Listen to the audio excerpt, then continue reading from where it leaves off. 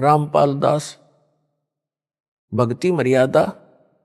सतनाम प्राप्ति के लिए तथा प्राप्त करने के बाद आवश्यक नियम जिनमें से एक भी नियम खंड नहीं करना है।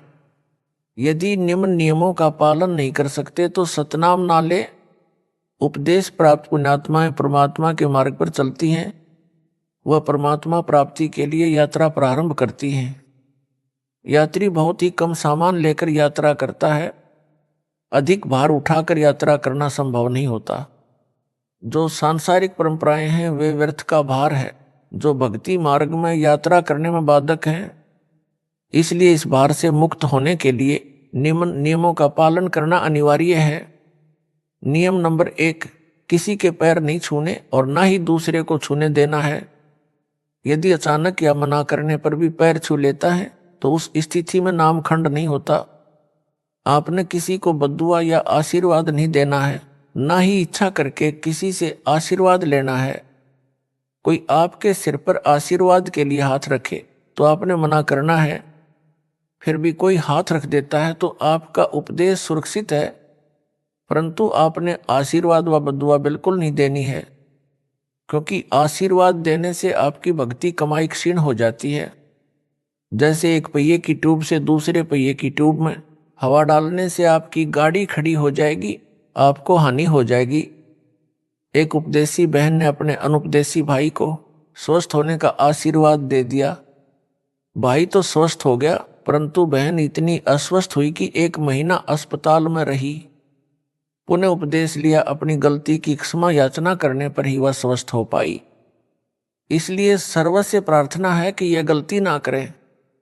इसी प्रकार अन्य नियमों के खंड करने से आपकी राम नाम की गाड़ी में पंचर हो जाएगा, वह भी रुक जाएगी, अर्थात आप जी को हानि होगी। पूर्व समय में सती प्रथा यानी परंपरा थी। जिस किसी का पति मर जाता था तो उसकी स्त्री को भी उसी मृत पति के साथ जिंदा जलाया जाता था, जो एक महाजालिम कर्म था। उस समय के मानव समाज ने उस कुरीति को मजबूरन मानना पड़ता था। किसी महापुरुष ने संघर्ष करके उस सती प्रथा को बंद कराया। समाज के रूढ़िवादी व्यक्तियों ने बहुत विरोध भी किया, परंतु प्रयत्न सफल हुआ तो आज सर्व बहनें सुखी हैं। इसी प्रकार ये सर्व परंपराएं जानो जो मानव समाज पर भार हैं, इनको समाप्त करने से ही भार मुक्त हो सकेंगे तथा भक्ति मार्ग पर आसानी से चल सकेंगे।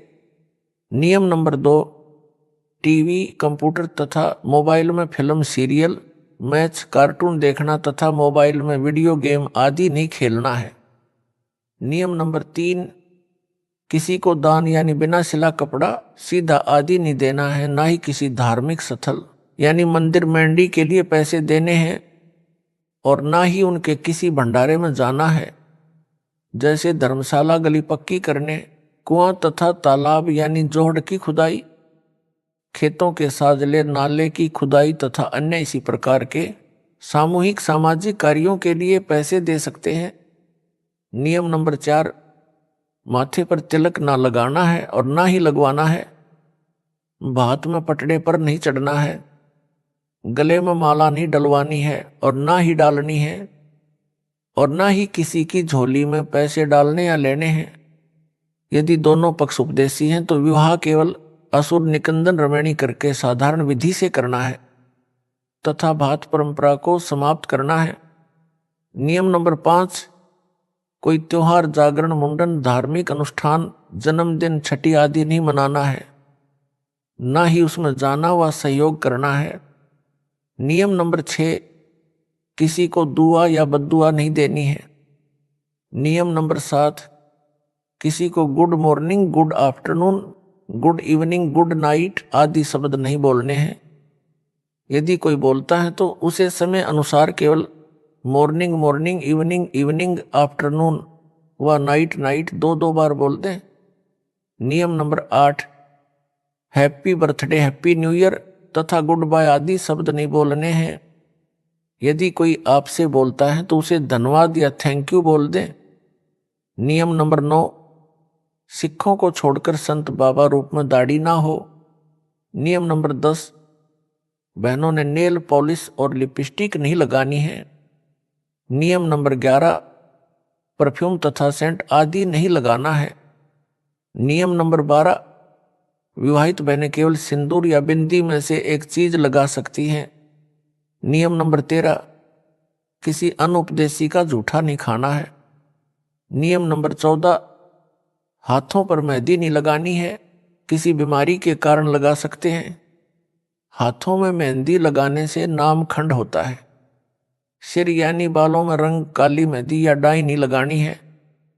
नियम नंबर 15, शादी में जाते हैं तो सगुनवार फेरी मुंह दिखाई पर पैसे नहीं देने हैं। विदाई के समय घर में नारियल नहीं फोड़ना है। कन्या विदाई के समय गाड़ी पर पानी डालना या शगुन के लिए धक्का लगाना अर्थात शगुन करना मना है। नियम नंबर 16, किसी को किसी भी अवसर पर गिफ्ट देना मना है। अगर कोई गिफ्ट दे तो कोशिश करनी है ना लो। अगर कोई पीछे से रख जाए या डाक या कोरियर द्वारा भेजे तो उसको रख ले, उनके उपलक्ष्य में कुछ रुपए दान आश्रम में कर दें। नियम नंबर 17, परिवार में किसी के भी शादी हो तो परिवार के अन्य सदस्यों के लिए कपड़े आदि नहीं देने व नहीं लेने हैं। नियम नंबर 18, कन्या दान रूप में कपड़े गहने आदि नहीं देने हैं। रुपए भी इस उपलक्ष्य में देने हैं कि आपने वहां खाना खाया है और बहन के घर जाते हैं तो इसी उद्देश्य से पैसे दे सकते हैं कि आपने वहां खाना खाया है या चाय आदि पी है। यह ध्यान रहे, यदि अधिक धन दे दिया तो आपकी बहन पर आपका ऋण ना हो जाए तथा संस्कार ना जुड़ जाएं, क्योंकि हम संस्कार वश ही यहाँ काल जाल में रह जाते हैं। यदि आप पैसा देना चाहें और बहन ना लेवे तो दोनों ही भार मुक्त हो जाते हैं। यदि बहन बुआ जी आदि उपदेशी हैं तो उनको चाहिए कि वह पैसा रुपए कपड़ा आभूषण कदापि ना लें। प्यार से कहें कि आपने कह दिया, हमने मान लिया। नियम नंबर 19, स्कूल में गायत्री मंत्र बोलते समय ओम शब्द नहीं बोलना है, क्योंकि जिसे गायत्री मंत्र कहते हैं यह यजुर्वेद के अध्याय 36 का मंत्र 3 है। मूल पाठ में ओम मंत्र नहीं है। वेद परमात्मा की अनूठी देन है। इसमें वृद्धि या कटौती करना परमात्मा का अपमान है। लाभ के स्थान पर हानि ही होती है, इसलिए इस मंत्र के साथ ओम नहीं बोलना है।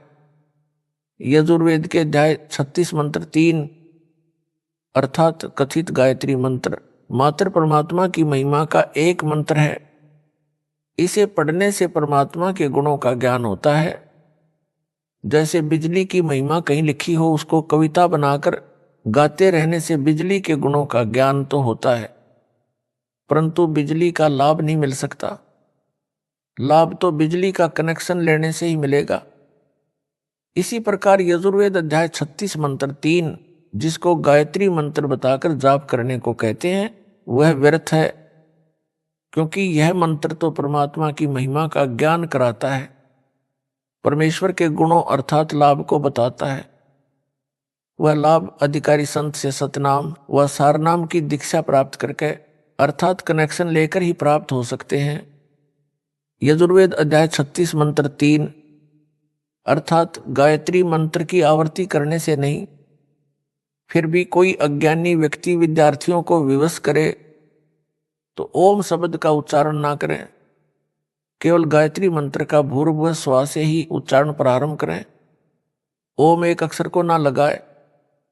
अध्यापकों को चाहिए कि यजुर्वेद अध्याय 36 मंत्र 3 की अपेक्षा संत गरीबदास जी महाराज की वाणी से मंगलाचरण विद्यार्थियों से बुलाएं। गायत्री मंत्र से कई गुना लाभ होता है, परंतु सतनाम तथा सारनाम बिना सब व्यर्थ है। नियम नंबर 20, मुर्दे के अंतिम संस्कार में लकड़ी डाल सकते हैं, कंधे पर या अन्य साधन द्वारा शव को ले जा सकते हैं। नियम नंबर 21, मुर्दे पर एक से अधिक कफन नहीं डालना है। यदि आपसे पहले किसी ने कफन डाल रखा है तो आपने कफन नहीं डालना है, क्योंकि कफन केवल एक ही होता है। अगर पहले कफन डाल रखा है फिर किसी ने एक से ज्यादा कफन डाला है तो नाम खंड होता है।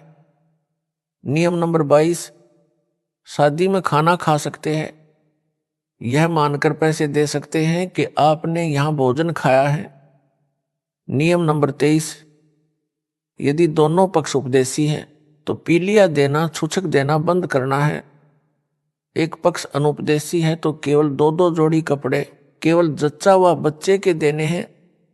नियम नंबर 24, नौकरी पर ऑफिस में जब कोई रिटायर होता है तो ऑफिस में सभी आपस में पैसे इकट्ठे करके उसे गिफ्ट तथा पार्टी देते हैं। ऐसा कर सकते हैं, यानी इसमें थोड़ा बहुत दे सकते हैं, लेकिन उपदेशी ने कतई नहीं लेना है।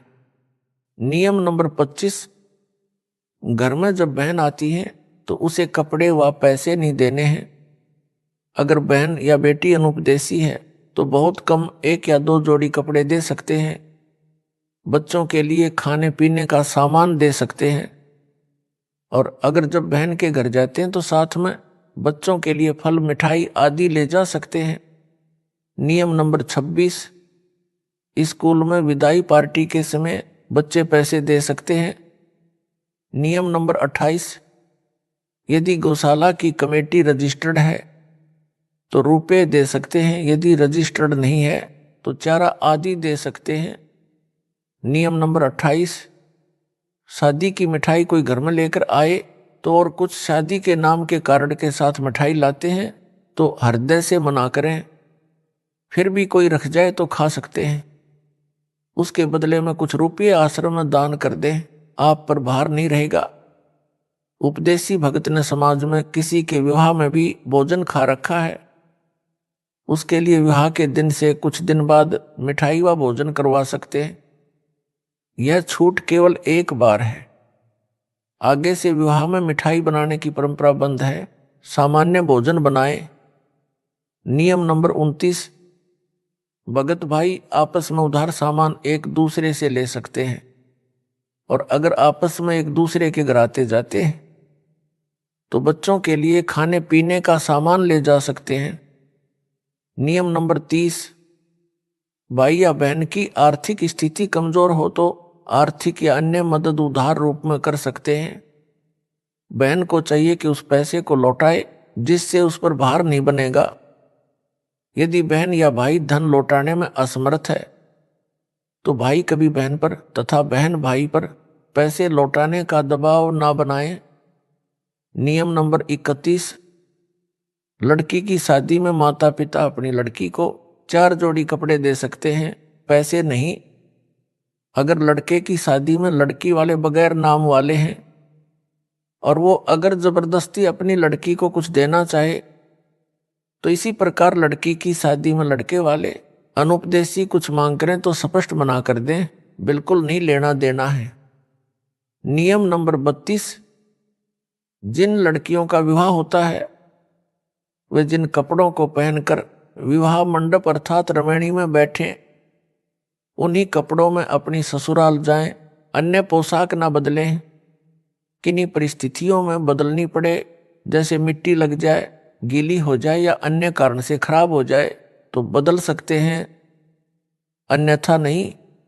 सुनने में आया है कि कुछ बहनें रमणी में विवाह के समय सामान्य पोशाक पहनती हैं, बाद में तड़क भड़क वाली पोशाक पहनकर ससुराल जाती हैं। वह मर्यादा के विरुद्ध है। विवाह के समय जैसी भी नई या पुरानी पोशाक पहन रखी है उसी को पहनकर ससुराल जाए। अन्य या उपरोक्त परिस्थितियों में पोशाक बदली जा सकती है। नियम नंबर 33, आपके द्वार पर कोई भिक्षुक आता या कहीं बाजार में आपसे कोई भिक्षा मांगता है तो उसे पैसे ना दें, खाना खिला दें। यदि उसको वस्त्र की आवश्यकता है तो वस्त्र बिना सिला ना दें, पुराना या नया सिला हुआ कपड़ा दें। कंबल चद्दर भी पुराना दें, नहीं तो अधिकतर भिक्षुक शराबी कबाबी हैं।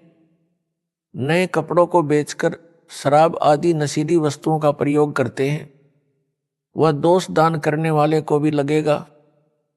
एक श्रद्धालु ने कहा कि ये अच्छा सा नहीं लगता कि भिक्षुक को रुपए ना दें, आत्मा नहीं मानती। उसके लिए उत्तर तथा एक उदाहरण यह है कि एक भद्र पुरुष ने एक भिखारी को 100 रुपए की भिक्षा दे दी। पहले वह भिक्षुक पाव शराब पीता था, अपनी पत्नी व परिवार को परेशान करता था। उस दिन 100 रुपये प्राप्त होने के कारण उस भिखारी ने आधा बोतल शराब पी ली। शराब के नशे में अपनी पत्नी को पीट डाला। उस भिखारी की पत्नी ने बच्चों समेत आत्महत्या कर ली। उस जेंटलमैन के 100 रुपये के दान ने एक परिवार को उजाड़ दिया। इसका दोष दानकर्ता को है। गीता में लिखा है कि कुपात्र को किया दान लाभ के स्थान पर हानि करता है। कबीर परमेश्वर जी कहते हैं, गुरु बिन माला फेरते, गुरु बिन देते दान, गुरु बिन दोनों निष्फल हैं, पूछो वेद पुराण। नियम नंबर 34, किसी भी नियम के खंडित हो जाने पर आपको परमेश्वर से मिलने वाला लाभ बंद हो जाएगा। जैसे बिजली का कनेक्शन कट जाने पर सर्व लाभ बंद हो जाते हैं, जो कार्य बिजली से होने थे वे रुक जाते हैं। इसी प्रकार परमात्मा की शक्ति से जो आपको तथा आपके परिवार को लाभ मिलना था वह रुक जाता है। एक बहन ने बताया कि उसके पति ने दीक्षा भी ले रखी है, किसी भी नियम का पालन नहीं करता। इसी प्रकार एक भगत ने अपनी पत्नी की शिकायत की।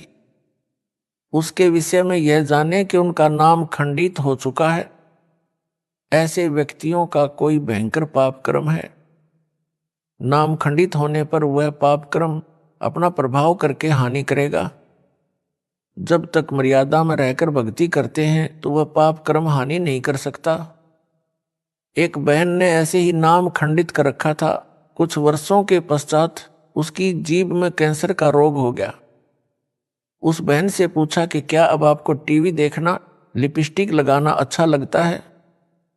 उसने रोते हुए कहा, नहीं नहीं। इसी प्रकार परिवार व शरीर में हानि से बचने के लिए तथा परमात्मा से लाभ प्राप्त करके मोक्ष प्राप्ति के लिए मर्यादा में रहें, अन्यथा पाप कर्म आपको क्षति कर देगा। इसलिए सर्व पुण्यात्माओं से पुनः निवेदन है कि सर्व नियमों का विधिवत पालन करके मानव जीवन को सफल बनाए तथा पूर्ण मोक्ष प्राप्त करके सदा सुखी बने, सतलोक में निवास करें। जो विद्यार्थी शिक्षा समय में मौज मस्ती करते हैं वे शिक्षा से वंचित रह जाते हैं, आजीवन कष्ट उठाते हैं। जो शिक्षा के समय में मौज मस्ती ना करके लगन से शिक्षा पूरी कर जाते हैं तो उनको विद्यालय में किए प्रयत्न का फल बाहर क्षेत्र में नौकरी द्वारा प्राप्त होता है। इसी प्रकार सर्व मानव परमात्मा प्राप्ति के विद्यालय में विद्यार्थी यानी भगत हैं। जो भगत मौज मस्ती करते हैं, भक्ति तथा नियमों का पालन ना करके अन्य प्राणियों के शरीरों में घोर कष्ट उठाएंगे। जो लगन के साथ मर्यादा में रहकर परमेश्वर कबीर जी की भक्ति साधना मुझ दास से प्राप्त करके आजीवन करते रहेंगे, उनको सतलोक में सर्व सुविधाएं प्राप्त होगी। वहां वृद्ध अवस्था नहीं है, मृत्यु भी नहीं होती। ऐसा ही जीवन है, नर नारी व परिवार है, वह कभी मृत्यु को प्राप्त नहीं होता। इसलिए सत्य भक्ति करके अपना जीवन सफल बनाएं। जिस सत्य भक्ति से आपको यहाँ भी सर्व आवश्यक सुख सुविधाएं प्राप्त होंगी तथा पूर्ण मोक्ष भी मिलेगा। विशेष छूट, समाज में स्थान बनाने के लिए विशेष छूट दी जाती है। संत रामपाल दास का निवेदन दिनांक 17 फरवरी 2018 से लागू। पहला, लड़की की बिना नाम वाले परिवार में शादी होती है और ससुराल वाले आन उपासना के लिए मजबूर करते हैं। जैसे उनके देवी देव धाम पर उनके साथ जाने के लिए, वहां पर धोख लगाने के लिए कहते हैं, तो उपदेशी बेटी उनके साथ सैर सपाटा जानकर चली जाए। जैसा वे कहें करती रहे, परंतु मंत्र अपना जाप करती रहे। यदि वहां कोई तिलक लगाता है तो लगवा ले, तुरंत उतार दे। यदि हाथ के नाला यानी धागा बांधता है तो बाद में तोड़ फेंके। दूसरा, यदि किसी त्योहार पर भोजन बनाने के लिए कहे तो बना दे, उसे खा भी ले, परंतु भोग वाला ना खाए। यदि भोग लगाकर सब भोजन में मिलाते हैं तो उसे ना खाए, अपना भोजन अलग निकाले या भिन्न बना ले।